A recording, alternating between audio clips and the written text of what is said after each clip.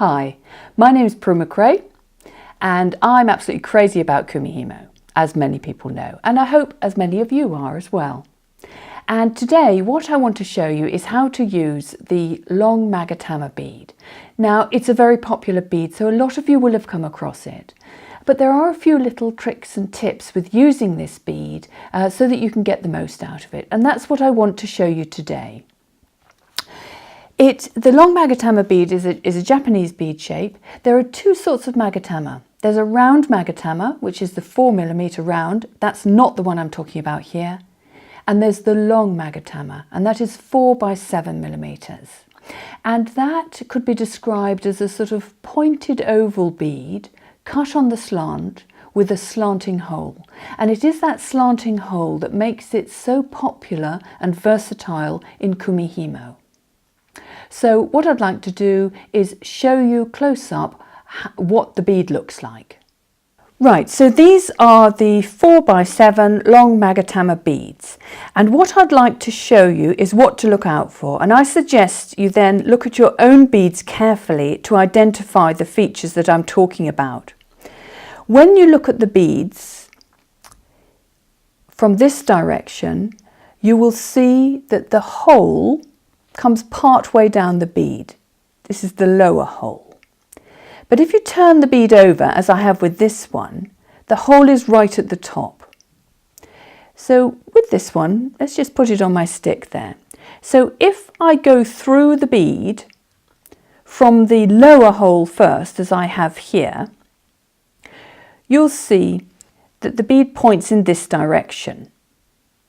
However, if I turn the bead over and go through the upper hole, the bead points in that direction. And that's why it's so useful for kumihimo, because you can do different things with the same bead. But as I say, I suggest you look at your own beads and identify the lower hole and the upper hole. If you're using very transparent beads, you might find it more difficult to identify the positioning of the holes. So I suggest that you stick to beads like these that have a lining, so it makes the hole a little bit easier to see, or opaque beads or matte beads to start with, and leave the really transparent ones for later when you're a little bit more adept at working out where the hole is and which way it's pointing. So for the purposes of this demonstration, just to repeat, I will be referring to these holes as the upper hole and the lower hole. When you thread your beads, in this case, I've threaded from this direction and I've threaded them all through the upper hole. And when you thread your beads, just hold them up and let them dangle free, and just make sure they're all pointing in the same direction, or the direction you want them to be in for your design. So that's pointing in one direction. And these ones, I've actually got one pointing in the wrong direction, and you should be able to see quite clearly in the middle that one is pointing in a different direction to the others. It's that one there. So you need to familiarize yourself. Now that you've familiarized yourself with your own beads, let's take a look at what you can do with them. In this braid, I have loaded the beads randomly. So some through the upper hole, some through the lower hole, and I get this great sort of hedgehoggy effect. In this braid, I've loaded them all in the same direction. So I'm going to get much smoother effect. They're all pointing down in the same way. For this sort of bracelet, it doesn't matter if you thread first through the upper hole or the lower hole, just be consistent. I personally find it is easier to thread through the lower hole first. It's slightly easier to get the beads into the braid, in my opinion, but you do need to be able to do it both ways to get a variety of effects. Now for this braid, I've also braided them in all one direction, but I wanted to make a little effect of a sort of end, so they're all going in the same direction until we get to the end of the braid, and then I change direction. In this braid, I changed direction in the middle. So from this end, they're all pointing down in that way, And from this way, they're all pointing the other way. And in this particular one, I started on the upper hole first. And then as a final example to show you, here I've mixed the long magatama beads with 4mm round carnelian beads. And I've done the little sort of end cap trick that I did before of having, so in this one, all the beads in this direction up to here are pointing in one direction, and then the direction changes. So I hope that shows you that you can play around with these beads and get loads of different effects. And the main thing is to have a little play yourself and see what you like best. So now I'm going to quickly show you how the beads are braided. And it's really, if you're familiar with beaded kumihimo, you will find this very familiar. So for this example, first of all, the first 4 beads I have threaded through the lower hole first. So I just braid them in the normal way, add them in the normal way, tucking them under, and just making sure that the point is pointing out away from the braid. And then you can see, because they're quite nice long beads, they're actually very easy to braid in.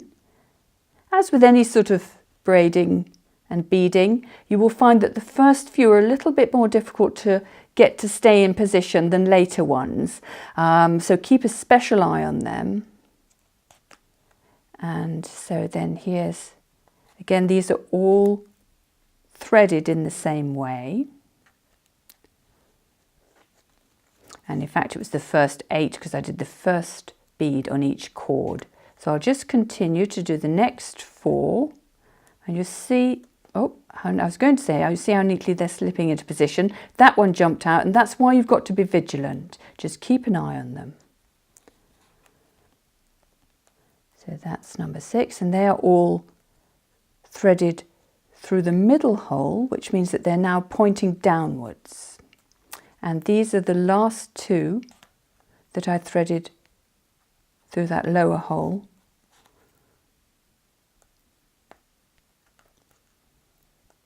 And now we come to the first bead that I threaded first through the upper hole. But you'll see it's just as easy to get it to stay in position. And these beads now are pointing upwards. So that basically is how easy it is to braid in your long magatamas. Well, I hope that demonstration has shown you the way to use the long magatama bead, and perhaps given you an idea of just why it's so popular. It's particularly popular for bracelets because it does produce a very chunky braid, which is perfect for a bracelet. And that can be lovely for a necklace if you like chunky necklaces, but you might not be so keen on it so chunky all the way around. So here is the solution to that. And what I've done here is really just use the bracelet quantities to make the front section of the necklace, which then gives it, to my mind, enough weight and substance. And then I've just put end caps on, I've wired these ones on, and then I've added chain and just added a few little beads on jump rings to the chain to make it look pretty. And that's a really comfortable way of wearing a long magatama braid as a necklace. So I hope you have fun with that. And I've got a few more ideas on how to use long magatamas in necklaces, so they will be coming up in future videos. So I hope you'll look out for those. I hope also you'll take a look at my website, Prumihimo.com, where you will find lots of information about braiding in all different sorts, the round disc, the square plate, and of course my own invention, the Prumihimo disc. And I have on my website, I've got Prumihimo discs and a book all about the Prumihimo disc for sale, as well as lots of other tutorials, lots of inspirational ideas, and a really great blog as well. So I hope you'll come there. And don't forget to subscribe to the YouTube channel, and then you'll be notified of when I next have a video to show you. So until then, thank you very much for watching. Bye!